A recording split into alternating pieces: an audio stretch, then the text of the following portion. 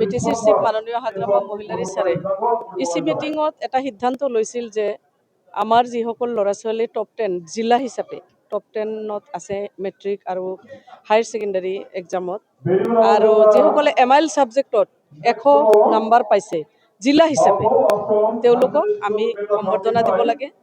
আৰু তেওঁলোকক এককালীনভাৱে আমি 20,000 টকা আমি প্ৰদান কৰিব লাগে।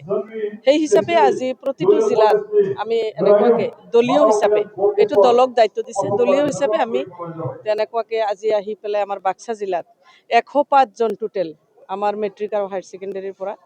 আমাৰ টপ 10 যিসকল ল'ৰা ছোৱালী আৰু MIL ছাবজেক্টত 100 মাৰ্ক পোৱা যিসকল ল'ৰা ছোৱালী আছে তেওঁলোকক আমি এককালীনভাৱে 20,000 টকা তেওঁলোকৰ গাৰ্জেনসকলক আমি সম্বৰ্ধনা দিলোঁ সন্মান কৰিলোঁ আৰু যদি গাৰ্জেন নাই শিক্ষকসকল আহিছে শিক্ষকসকলকো কৰিলোঁ আৰু মানপত্ৰৰে তেওঁলোকক আমি আজি যিখিনি সন্মান জনাব পাৰিছোঁ আনন্দিতও হৈছোঁ আৰু আমি আমাৰ ল'ৰা ছোৱালীক আগন্তুক দিনত আগবঢ়াই লৈ যোৱাৰ কাৰণে আৰু প্ৰয়াস আছে। আগতে আপোনালোকে গম পায় যে বিটিচি ইলেকশ্যনৰ আগতে মাননীয় বিটিচিৰ চিফ হাগ্ৰামা মহিলাৰী ছাৰে এটা কথা ঘোষণা কৰিছিল যে যিসকল ল'ৰা ছোৱালীয়ে আমাৰ বিটিচিৰ ভিতৰত টপ 10 হ'ব তেওঁলোককো এককালীনভাৱে 5 লাখ টকাকে দিয়া হ'ব মানপত্ৰ দিয়া হ'ব তেওঁলোকক সন্মানিত কৰা হ'ব আৰু যিসকল ল'ৰা ছোৱালী MIL ছাবজেক্টত গোটেই বিটিচি অঞ্চলৰ ভিতৰত যিটো MIL ছাবজেক্টত 100 মাৰ্কছ পাইছে তেওঁলোকক 3 লাখ টকাকে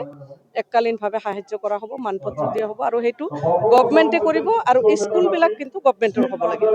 এই কথাটো হাগ্ৰামা মহিলাৰী ছাৰে কৈছে। আমাৰ এতিয়ালৈকে আমাৰ বাক্সা জিলা হিচাপে আমি 105 জন পাইছোঁ আৰু যদি ক'ৰবাত তেনেকুৱাকে হঠাৎ ৰৈ গৈছে তেওঁলোককো যোগাযোগ কৰিবৰ কাৰণে আমি মিটিঙত আমি ঘোষণা কৰিছোঁ।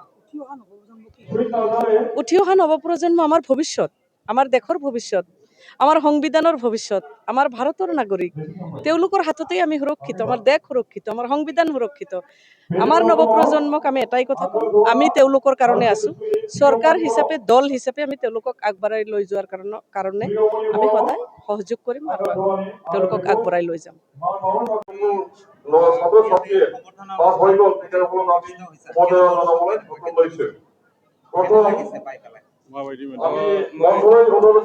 I feel great coming here.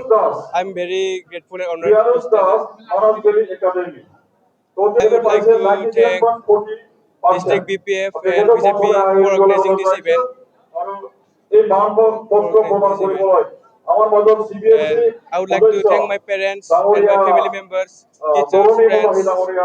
for those who supported me in my journey.